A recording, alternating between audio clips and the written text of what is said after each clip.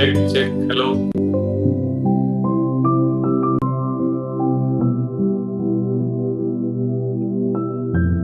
Sir, hello, sir.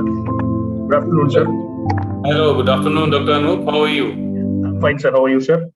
Good. Am I audible? Yes, sir. You are audible, sir. Okay. So, Dr. Anup, you are based at Pune branch or Bombay? I'm from Mumbai, sir. Our Mumbai. head office is based off Mumbai only, sir. Right. So, yeah, I'm at CMC Ludhiana. Yes, sir. Yeah. Thanks for joining in early, sir. So, I just wanted to check my audio video, no? Yes, sir. It is perfectly fine, sir. So what we will do will not take much time. In the beginning, I will introduce the speakers so that Yes, right sir. away we can go into the talk and then followed by panel discussion for 45 Yes, minutes. sir. Yes, sir. I have the questions. If you get any questions, you will send me, but I have the list of questions with me. Fine, sir. So we can alternatively ask Dr. Arya and Dr. Rahul. Right. So while introducing, sir, you can also say, sir, if there are any questions for the audience, they can post it in the Q&A box. Okay. We'll see that. So if you get live questions, so we will immediately ask those questions first then. I think the audience will be muted, sir. So probably they might not be able to say it about. Good afternoon, sir. Dr. Rupen Arya, sir. Good afternoon. Sir, good afternoon, sir. I'm Dr. Bhushan.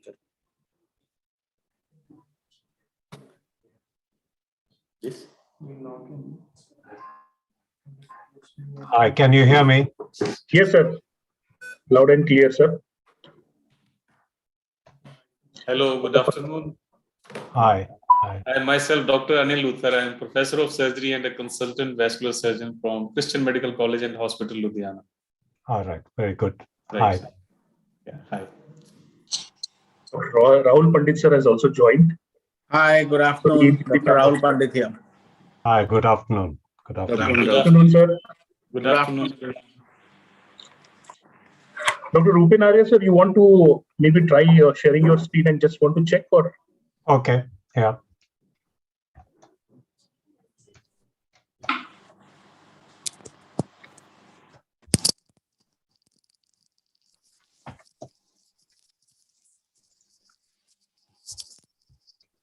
I think you have to stop sharing first. Oh, yes, I think that. Sir, nothing is sharing. You can share, sir. Okay, it says you can't start screen share.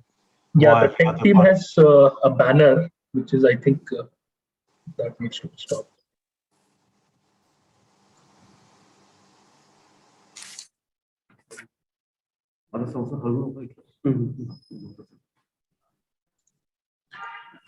Good afternoon, sir. I'm Dr. Bhushan Kinolkar.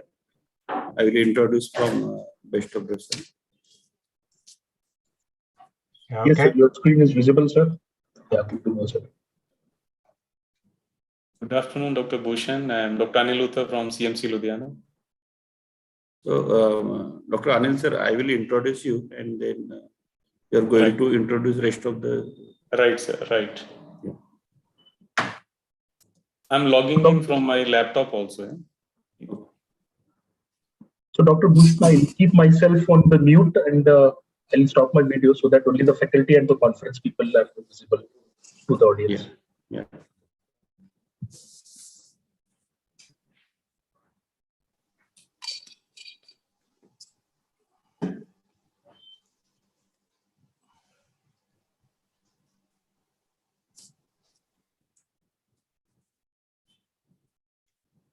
So is there a face-to-face meeting in Pune or it's all online?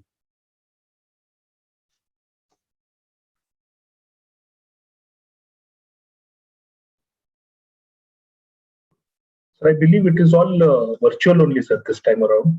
Okay. That's what I had got to know, sir. Okay. So all the sessions are happening virtually only, sir. Okay. One day we'll get back to the face-to-face. We have just started, sir. I think we are maybe in the beginning of the next year, probably we'll start all the face-to-face. Yeah. Just hoping that the third wave should not be there. And so far, nothing we have seen so much, sir. But slightly in the state of Maharashtra, slight numbers have increased, sir. Yeah. But let's see, sir. Only time will tell what will happen in India. Yeah, in Europe, they're locking down again in Germany and Netherlands and all that. So, yeah.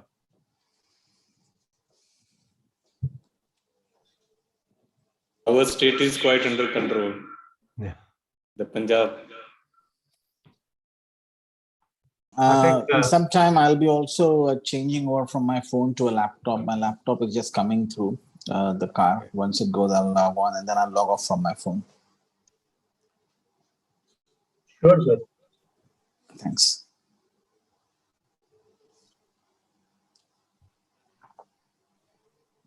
COVID is predictably unpredictable. Anup. We just don't know. Yes, sir. Currently, Russia, Germany, Netherlands, they are going through a real heat in terms of COVID-19. And as Dr. Arya said, Germany and Netherlands are probably heading for a lockdown as well. In fact, Netherlands is definitely heading for a lockdown. They've already announced it. Yeah, but the vaccines are working for us anyway, in that Yes. our numbers in the community remain high, but our inpatient numbers in hospital have been static for many months now. That's correct. Yes. Yeah.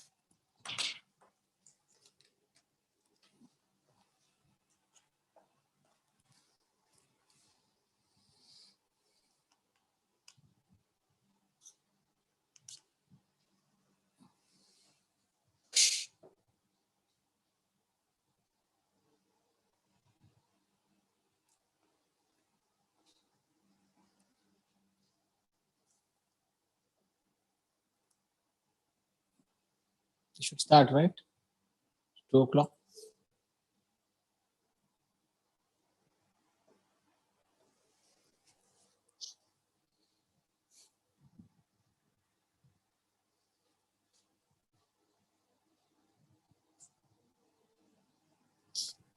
Right, 2:10 we are going to start. 2:10 we are going to start. Yeah.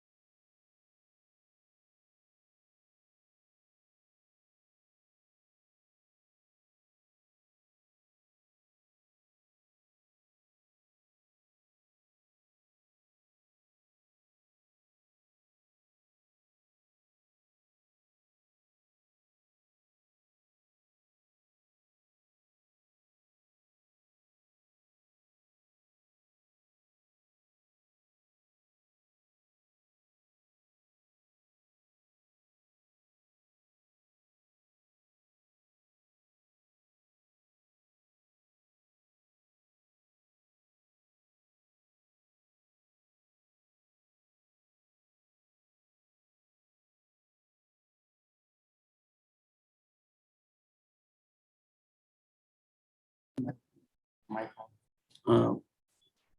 afternoon. I will request technical team to start the presentation of CU.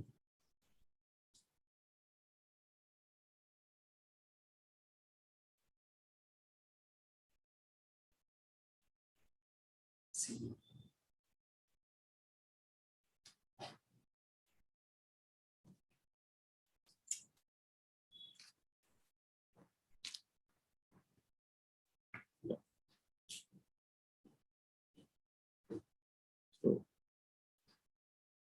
good afternoon, all delegates and eminent speakers. I am Dr. Bhushan Kinolkar, and today we have this very important discussion topic, industry session by Sanofi about the VT management in post-COVID era and how to tailor our approach. And for this important discussion, we have Dr. Anil Luthar, who is going to moderate the session, Dr. Rupen Arya as a speaker, and Dr. Rahul Pandit as an expert panel member. Over to you, Dr. Anil Luthar. Thank you, Dr. Bhushan, for introducing me. And I take this opportunity to thank Sanofi to give me an opportunity to be moderator for Best of Brussels Pune branch Sanofi scientific session. As we all know that appropriate management of VTE has played a major role towards the management of COVID-19 patients and thereby reducing the mortality also.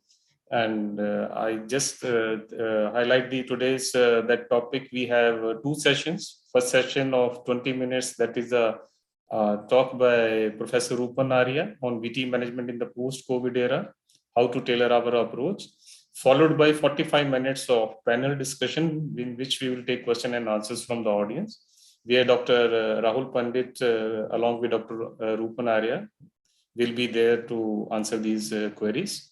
So very briefly, I would like to introduce our speaker and the other faculty member today. Professor Rupen Arya is a professor of thrombosis and hemostasis, which is at King's College Hospital, London. He's a director at King's Thrombosis Center, clinical lead, VTE Exemplar Central Network. We welcome you, sir. And Dr. Rahul Pandit, he's a director of critical services at Fortis Hospital, Mumbai. We welcome you, sir. Now I will hand over for the today's talks to Professor Rupen Arya on VTE management in post-COVID era and how to tailor our approach. Thank you.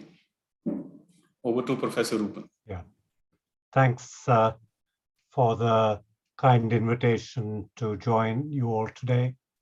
So the topic I'm going to approach is that of VTE in the post-COVID era.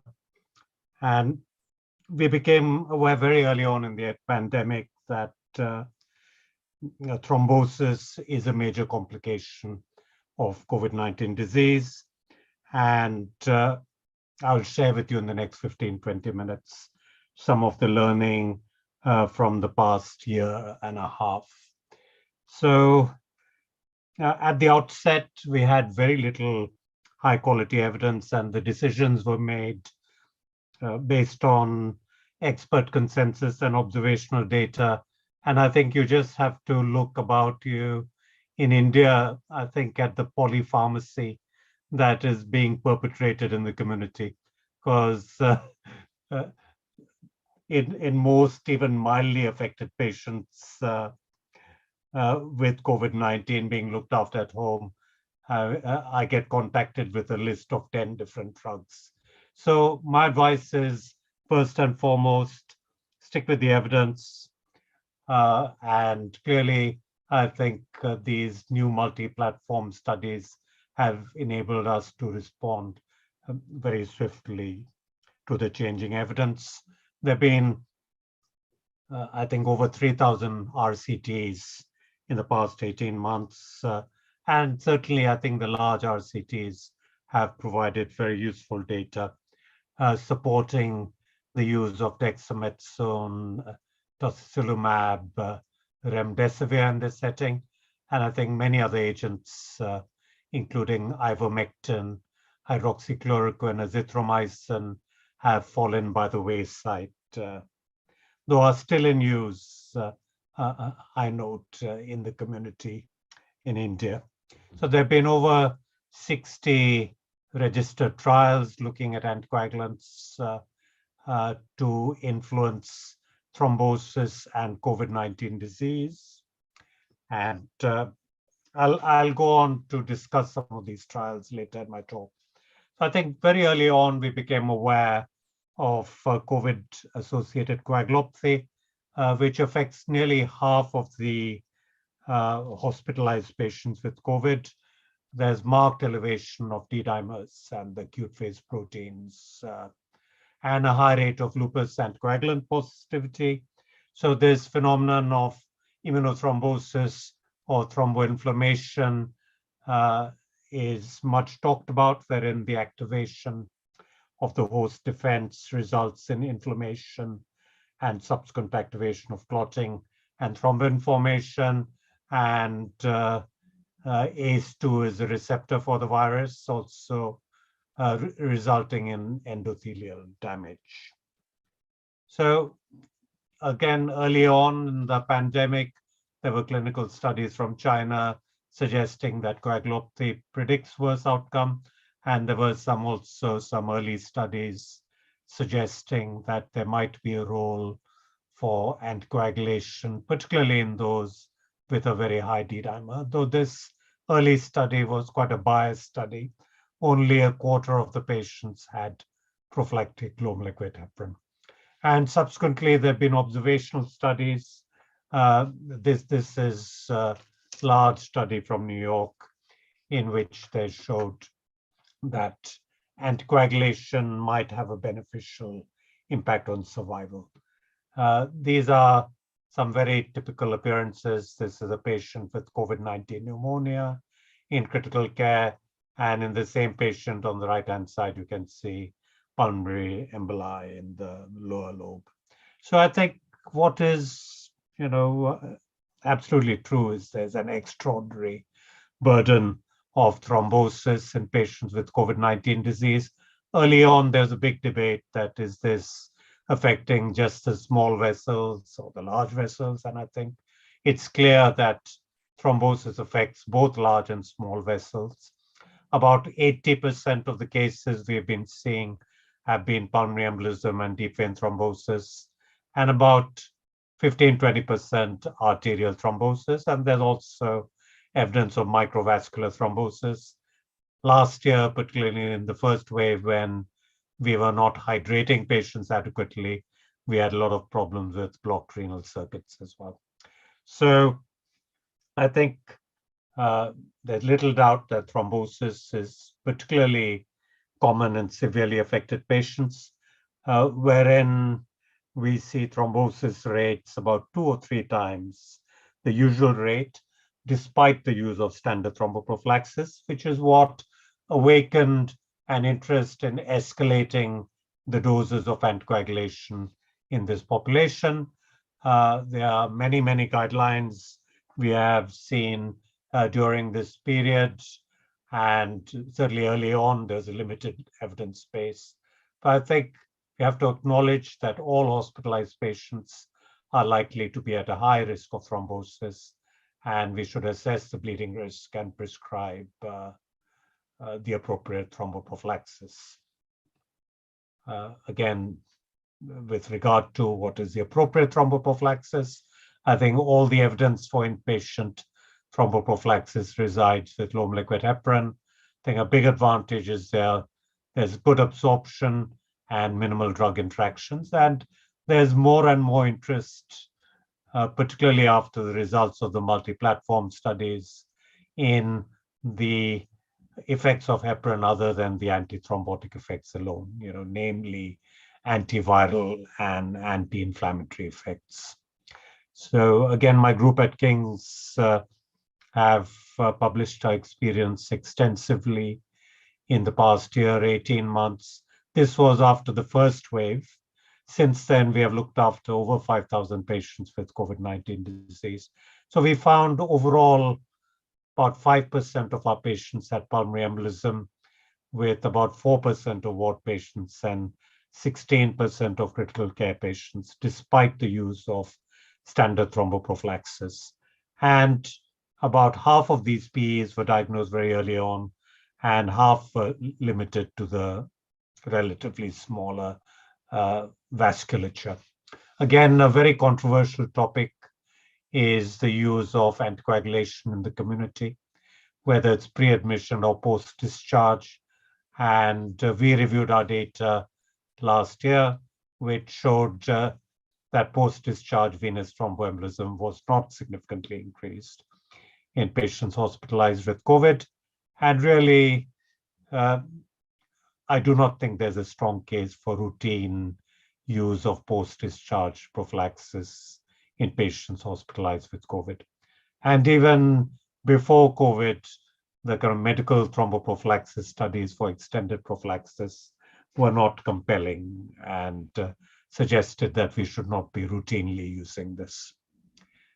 Again, an area that COVID-19 disease has opened up is, that as the thrombosis risk and the bleeding risk alters during the course of the patient pathway, is there a need to adjust the intensity of anticoagulation alongside this? And, the standard one-size-fits-all approach might be inadequate to tackle immunothrombosis in COVID-19. So the multi-platform studies have kind of published on this. The results were tweeted last Christmas and then in late January in both severely affected and moderately affected patients. Interestingly, the primary outcome of this thromboprophylaxis study was not VTE, but organ support-free days. So these interim results were published nearly a year ago now, where which suggested that amongst critically ill COVID-19 patients, therapeutic anticoagulation caused harm. And then in January, therapeutic anticoagulation might be beneficial in moderately ill patients. So these are interesting conclusions. And of note, in moderately ill patients with COVID-19, the benefit was 4.5% absolute improvement in survival and need for organ support. And there's a 1% risk of bleeding. So the number needed to treat, I think, was 25 to reduce organ support and over 100 to improve survival. There have recently been 2 further studies in moderately ill patients that do suggest benefit, but it still remains very controversial whether we should be completely anticoagulating wardfuls of patients with COVID-19 disease. In critical care patients, on the other hand, there was evidence of futility and potential harm, but again, of note, in the multi-platform studies, nearly half the critical care patients in the control arm were actually on intermediate dose low liquid heparin rather than standard dose low liquid heparin. So the current NICE guidance says offer standard prophylaxis in all the patients and consider therapeutic for moderately ill patients. So truth be told, not many units have actually implemented this guidance. The ACTION study, on the other hand, from South America, indicated that there's not a benefit from anticoagulation in moderately ill patients, and there's no advantage to giving them rivaroxaban to day 30, which included a significant post-discharge phase. How about intermediate dose anticoagulation? Again, we really do not have the evidence to inform us because the inspiration study coming out of Iran was, in many people's opinion, very underpowered to address the question. And certainly, I think the length of stay and clinical characteristics of the patients suggested that these were not as severely ill, for example, compared to the UK or Indian critical care populations. So the American Society guidelines currently suggest using standard dose low liquid heparin, both on the ward and in critical care. And I think on the basis of the current evidence, that is where we are going to likely land.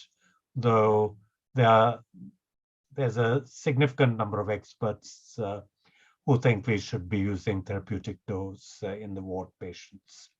Is there a role for antiplatelets?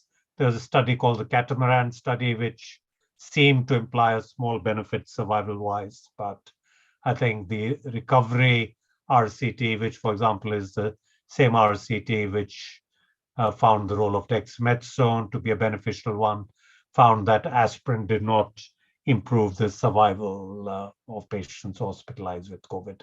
So at the moment, it thinks that, though I'm aware, again, that aspirin is widely used in mild to moderately affected patients in the community in India. So how about the treatment of venous thromboembolism associated with COVID? Should we treat it any differently? Early on, particularly after the first wave, there was a vogue for increased thrombolysis, particularly in critically ill patients. But I think the current consensus is that the criteria for thrombolysis and the interventional approaches remains unchanged to the kind of similar to the non-COVID situation. And there's no doubt that COVID-19 disease is a strong provoking factor. So I think in the majority of cases, 3 to 6 months of anticoagulation should suffice. And in some patients, particularly those with lingering symptoms and long COVID, it can be difficult to discriminate between the sequelae of venous thromboembolism and the sequelae of COVID. And we follow these patients up in a joint care clinic with the respiratory physicians. And it's very much a case-to-case decision with regard to how long to anticoagulate that population. And certainly there would be absolutely no indication for thrombophilia testing. Another phenomenon causing significant concern is that of thrombosis secondary to vaccines. I think, again, here we are looking at two groups of patients. We are looking at the patients with conventional thrombosis without thrombocytopenia. And I think the emerging evidence suggests that vaccines might be a mild risk factor, with an odds ratio 1.2, 1.3 in that setting, but it is not a strong risk factor for thrombosis. But then there's this very rare phenomenon called vaccine-induced thrombocytopenia and thrombosis syndrome following the adenoviral vector vaccines like the AstraZeneca and the Johnson & Johnson vaccine, and the incidence is very low. I think in above 50-year-old patients, it's maybe 1 in 100,000. In younger patients, it's probably 1 in 40,000, 1 in 50,000. We certainly in the UK have seen, I think, 423 cases to the end of October of this VIT syndrome, and with a high case fatality rate, particularly in the early cases, before we were aware of this condition and had optimized their management. And a substantial number of them present with a very hemorrhagic cerebral sinus thrombosis.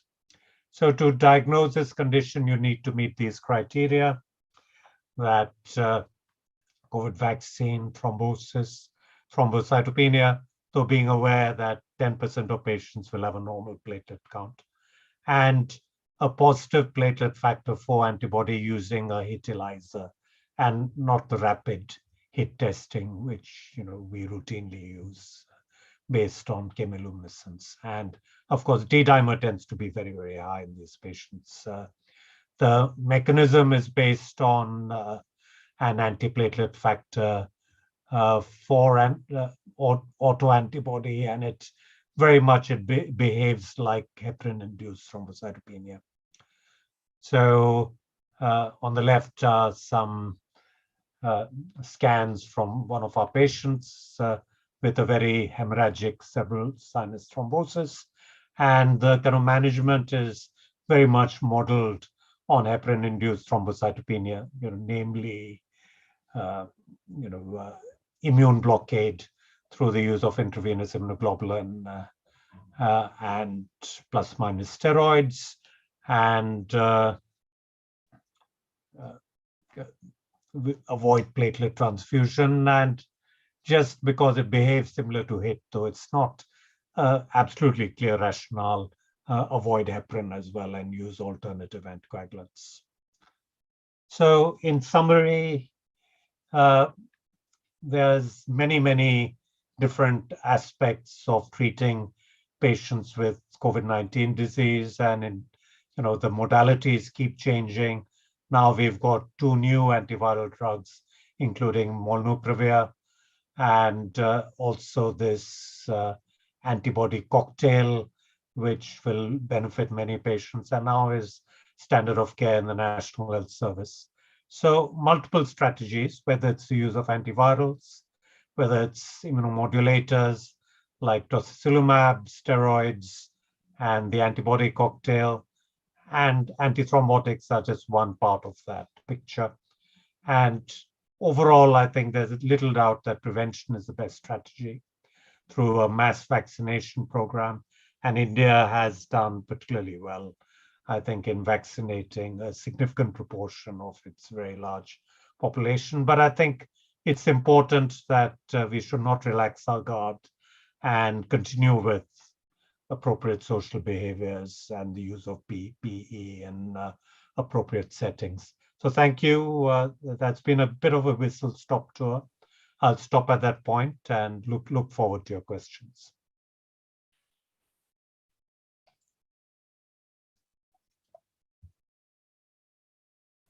Thank you, Dr. Rupan, for the very knowledgeable and extensive talk. And we have seen so many aspects of VTA management, and I think we all have different centers, different experiences in tackling all these VTA cases.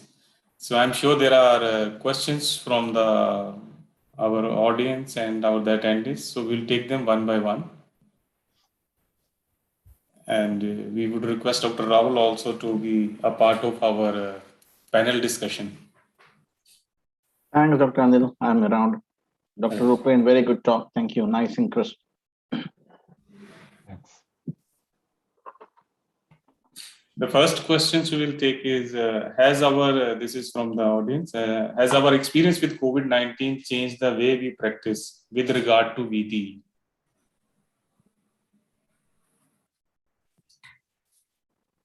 So anyone? You want to comment, Rahul? I'm happy to comment. Yes, so Dr. Anil, certainly yes. I think there has been a good welcome change which have happened with this. Everybody is now aware that there is something called as venous thromboembolism. Previously there was a group of doctors who would know it but would just brush it aside and not worry about it, especially the non-physicians. I don't want to call them surgeons, but you would basically not have a lot of buy-in with a lot of people who would say that. But now everybody appreciates that there is something called as venous thromboembolism. So people look into it, people think about it, and they are more proactive and agreeing to start with anticoagulation. Look, I am in a very cocooned practice of intensive care, okay, where we pretty much run a closed ICU, so it's not a problem. But the reality in India is that this was not recognized as a major threat. In fact, there have been a lot of talks just to sort of get people sensitized about it again and again over the last several years, which has changed. So that's the one welcome change which has happened. The second thing, which I think has probably not a very good thing which has happened, is people have started looking at innovative ways of preventing it. For example, Rupen talked about the use of aspirin, for example.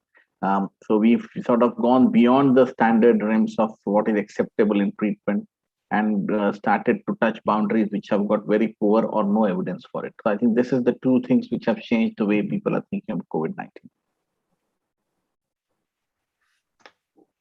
Thank you, Dr. Rahul.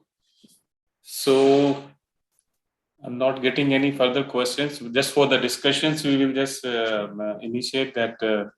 Do you think that the non-COVID patient, they also require the same attention towards the thrombosis like COVID-19 patients? I'll give my opinion, then we'll of course get Dr. Arya to comment on that. Right, sure. One word is yes.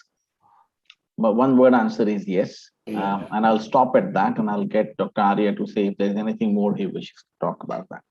Yeah. No, I would absolutely agree. I think one of the benefits, if benefit it is that the COVID-related thrombosis has raised the awareness of thrombosis. But then to those of us who work in the field, we are aware that venous thromboembolism is one of the major patient safety issues in hospitals, and in surgical patients, the practice has been well embedded over 2 or 3 decades. But in medical patients, who form the majority of cases of hospital-associated thrombosis, the awareness has been limited. Now, in the UK, in the past 10 years or so, I've kind of led a national program in which we have made risk assessment of all hospitalized patients mandatory. And the benefit of that is we have seen a 20% reduction in post-discharge mortality due to hospital-associated thrombosis. So I think it is a problem even in non-COVID times, and we need to have a safe infrastructure in hospitals based on risk assessment, giving the patients information about their risk and giving them appropriate prophylaxis. So I think, probably about 70% of the inpatient population, is likely to require some form of thromboprophylaxis. But on the other hand, I think evidence that held true outside of COVID times, like the medical thromboprophylaxis data for extended thromboprophylaxis has always been weak, and we do not routinely use it. And I think that same does apply in COVID times, because in COVID, I'm aware that in a lot of centers, both in India and also in Europe, people are routinely using post-discharge prophylaxis if you've been hospitalized with COVID, or they're using D-dimer, to stratify post-discharge prophylaxis. But currently, the epidemiology doesn't suggest that post-discharge VT is a big problem in COVID patients. And that is not to say that in selected patients who are particularly high risk, for example, poor performance status or continuing to be very mobile, or, with cancer, that there's not a role for giving prophylaxis after discharge from hospital. But I do not think there's evidence for doing it routinely. So anyway, that's a very long-winded answer, but I think we should be risk assessing all hospitalized patients and giving prophylaxis, because we have national level data in the UK that it helps improve outcomes. Thank you, sir. Have you followed some special risk assessment tool in your hospital?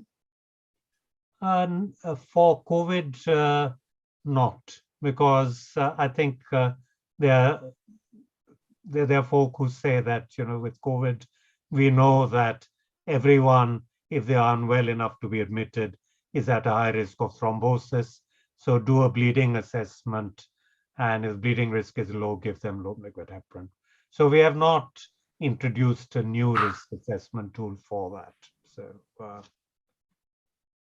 Right.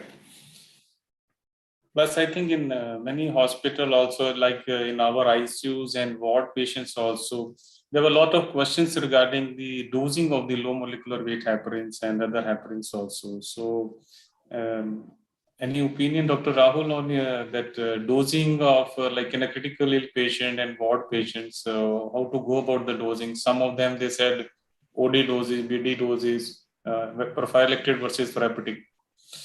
I think we've now learned enough that unless you have a proven venous thromboembolism, you should be looking at prophylactic dosage. And our standard of care has always been either you use unfractionated heparin, which some of the countries like Australia have continued to use and quite successfully, or you use low molecular weight heparin in a DVT prophylaxis dose, whether it's an intensive care unit patient or a ward patient for COVID-19. And that's what we do. We just use a DVT prophylaxis dose. Unless we have a proven thromboembolism, we rarely go across and see. There have been instances where patients have deteriorated without a good cause. And if the bleeding risk is low, we have gone ahead and given them therapeutic anticoagulation. But that's generally when we're pushed against the wall, we're not finding a good reason for the patient's hemodynamics to deteriorate. That has been the instance or two every so often, not something which we do routinely. So routinely, it's just DVT dose prophylaxis. Sir, have you used that DOCs, direct oral anticoagulants, in prophylaxis? No, so not for admitted patients. For initial part of the COVID-19, when we were discharging and the evidence was not very clear, we were discharging them on DOACs initially. Now we've stopped doing that since a long time, several months now, since we have discharged anybody on oral anticoagulants. All right, sir. So, thank you, Dr. Rahul.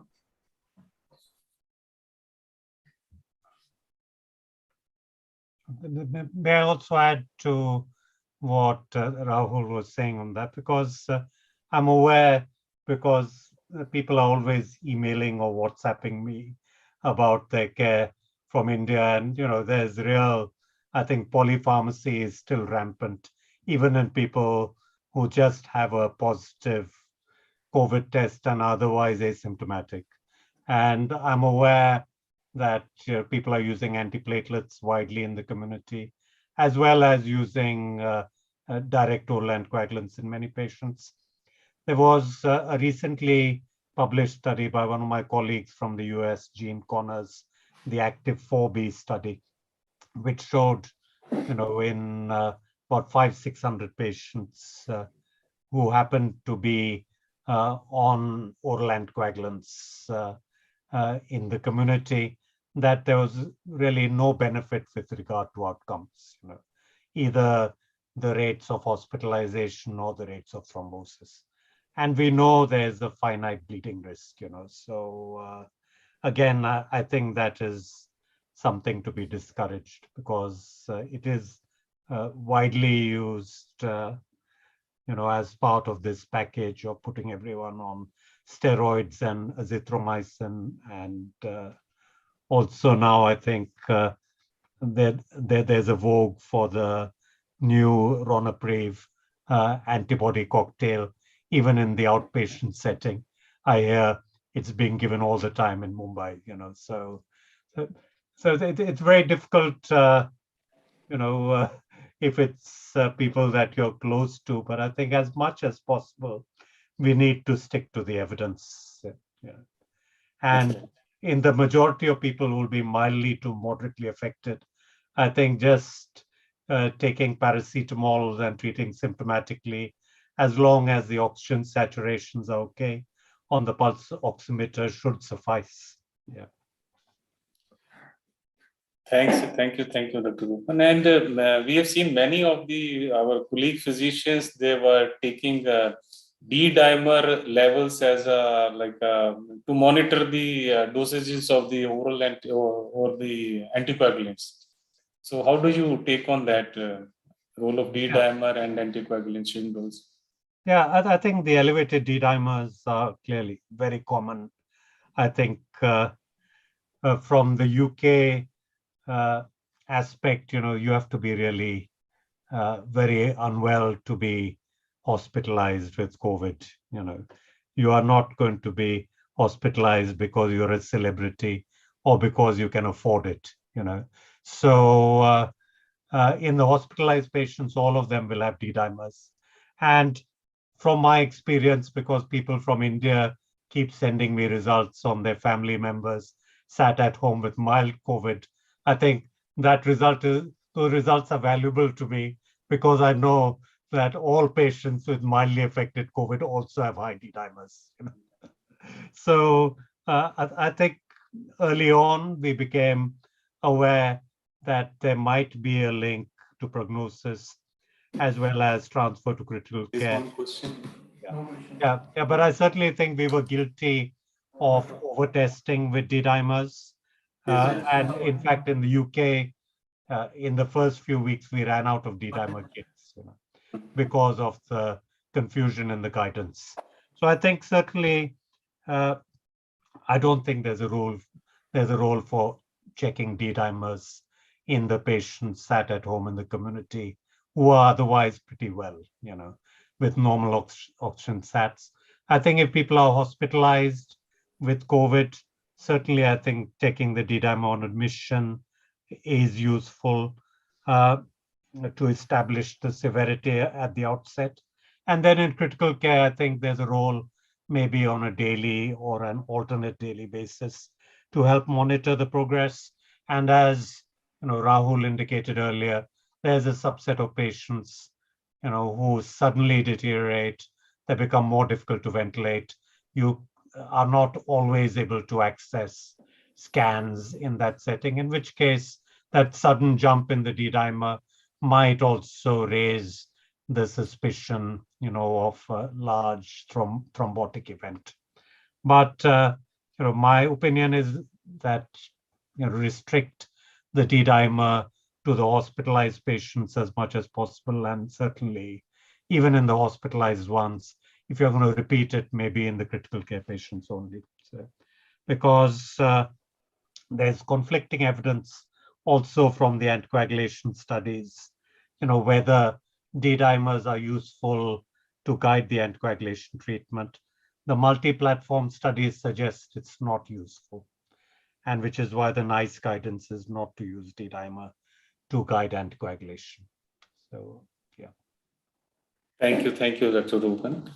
And if I could ask Dr. Rahul, if you can tell us about that, the dose modifications of these anticoagulations in renal failure patients and risk of bleeding and drug interactions.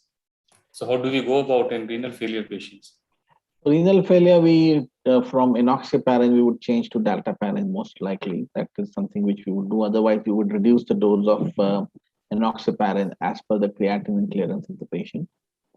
Which was the DVT dose prophylaxis. Again, I'm insisting on that. For drug-drug interactions, if you're using low molecular weight heparin, it's one of the safest things to use. Very few drug interactions which actually matter in your clinical practice on a day-to-day basis. And you could possibly get away with most of the problems by just using low molecular weight heparin. As I said, we've not used a DOACs or any other form of anticoagulation in our admitted patients. In our discharge patients, initially, yes, in the few months, we were using that. And that's when the drug interactions need to be looked at, specifically if you're putting somebody on fluconazole or some other drug, which may actually potentiate actions of some of these oral anticoagulants or make, drug interactions in such a point that you actually have a very poor action of your anticoagulation. Those are the things which you would look at. Otherwise, rarely you would have a problem with drug interactions. But our standard of care has been low molecular weight heparin. Thank you. In our center also, during the COVID times, we have seen a lot of patients with thrombosis, arterial thrombosis, and it was a challenge in the beginning. We used to take our Doppler ultrasound in the COVID area. Then we have done many embolectomies in the lower limb, upper limb as well. So I'll just ask Dr. Rupan, and you have very nicely, I know, explained in your talk as well. You have covered that just to simplify the extended prophylaxis in patients. I know you have done, you mentioned 2 studies you have done in your hospital. So the role of extended prophylaxis in COVID patients. Yeah, so the extended prophylaxis, I think, as I said in my talk, I don't believe we should be using it routinely for all patients, but it's difficult because we also have a phenomenon in the UK called hospital at home, in that there's a subgroup of patients who go home with an oxygen supply provided by the hospital or monitored by the hospital, So, but generally speaking, if people are being discharged from the ward to their home without that hospital at home modality, I mean, our data and that of others suggests that post-discharge venous thromboembolism is not a big problem, generally speaking. So, and the previous medical thromboprophylaxis studies like APEX and Magellan suggested that you needed to treat a large number of patients to get any benefit from the DOACs. The number needed to treat was something like 180. The number needed to harm was 60. So again, the pre-COVID data doesn't support it. But there is a subgroup of patients, I think, particularly those with cancer, maybe someone who's just immediately postpartum, or someone with a previous history of VTE, or there's a subgroup of patients who are discharged with a very low mobility and a poor performance status, in which case, there might be a role for post-discharge prophylaxis. The ACTION study, which is a Brazilian study which used rivaroxaban for 30 days, was a negative study. It did not show any benefit for that. So my approach is I would not use it routinely, but on a case-by-case basis, there might be a case in a carefully selected group of patients. So, Dr. Anil, can I just add there? So, hospital at home is also very much prevalent in India, specifically in the second wave. There were a lot of patients who were actually pretty sick, normally who would be in the hospital, but they were just not getting enough beds or quicker beds for them to be in the hospitals. They were definitely put on low molecular weight heparin at home, or they were given oral anticoagulants as well. But that's not the standard of care, as Dr. Arya has mentioned. That could be a case-to-case basis. You could decide that. But just because we did that in the second wave does not mean that we should adopt that practice and say that all of these patients should get it. Yeah, I know that the modality treatment was there. Patients, there were on a lot of drugs, immunomodulators, antithrombotics, and so many antiviral drugs. So we know all that. So, Dr. Ram, have you come across any patient who has come to you after vaccine-induced thrombosis? And if yes, how did you manage? So we've had 2 suspected patients. The biggest problem is to get PF4 even in Mumbai. It takes a week or so. And by that time, you already start the therapy thinking that it is. And then one patient succumbed despite whatever we did, because he came in with cerebral venous thrombosis as well, peripheral thrombosis. The second one improved. And by the time the PF4 had come, one had shown a clear recovery. And I don't know whether we treated actually WITS or we treated just thrombocytopenia for some other reason. I honestly don't know how we can perfectly diagnose that very quickly. I know the criteria, and Dr. Arya showed the criteria there. But just because somebody is within 42 days of a vaccine and comes with thrombocytopenia, there are so many other causes of thrombocytopenia in India that we encounter on a day-to-day basis. How to actually, because many times you would know, Dr. Anil, when the patient comes to you thrombocytopenia, you start ruling out dengue, you start ruling out malaria, you start ruling out leptospira and so on and so forth before you actually narrow down into a bit. So it's 3 or 4 days or 2 days into diagnosis that we actually start thinking of, yeah, it could be a possible WIT. So that's a real problem. We may probably have gone and had many more patients had we looked for all of them, probably. Or maybe we were just lucky and we never got through the most of them and we treated thrombocytopenia as you would normally treat thrombocytopenia. But certainly our threshold for transfusing platelets is much lower now. With dengue, we are very, very comfortable not transfusing platelets until they fall down well below 10,000 per cubic meter. So we are very, very comfortable with that. I think this vaccine-induced thrombocytopenia and thrombosis, we had actually seen many cases before we became aware that it was a condition and a syndrome. So that the penny dropped, I think, middle of March for many of us, and we were having daily meetings to try and work out how to manage these cases, because somehow they tend to be almost invariably young patients with a robust immune system. And I think, that is probably part of the reason why they develop it. And certainly in the UK, since we have stopped using AstraZeneca in below 40-year-olds, we have not seen a single case. We had 423 cases before that. But in India, where Covishield is the main, one of the main vaccines, it's a difficult conflict, because I think for the for the sake of public health and the larger good, I mean, you want everyone to be vaccinated, and we do not want to overstate this risk either. So, but I think we need to be aware of it. And yeah, I would absolutely agree that, it's not always an easy condition to diagnose. We happen to be the leading regional neurosurgery center, so we were getting all the cases referred in. And certainly the first 2 or 3 cases were very, very hemorrhagic, and unfortunately, passed on within the first 24 to 48 hours. It was so severe, and